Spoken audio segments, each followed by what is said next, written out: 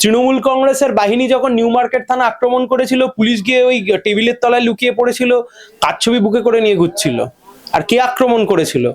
ভবানীপুর থানায় পুলিশ প্রশাসন নিরপেক্ষভাবে অপরাধীকে গ্রেপ্তার করবার পরে খোদ রাজ্যের মুখ্যমন্ত্রী মমতা ব্যানার্জি গিয়ে অপরাধী ছাড়িয়ে এনেছিলেন। কি বার্তা দিয়েছিলেন সেদিন মমতা ব্যানার্জি? সব ভুলে গেছি আমরা?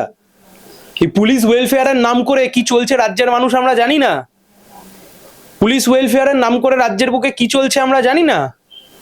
পশ্চিমবাংলার বুকে আরেকজন পুলিশ কর্তাকে, আমার এক্সাক্ট নামটা মনে পড়ছে না, ওনাকে মালদা থেকে ক্যান্ডিডেট করা হলো, প্রসূন বাবু খুব ভুল না করলে, পুলিশের কর্তা, রিটায়ারমেন্ট হওয়ার আগে তিনি রিজাইন করে তৃণমূল কংগ্রেসের মনোনয়নে ভোটে লড়তে চলে গেলেন।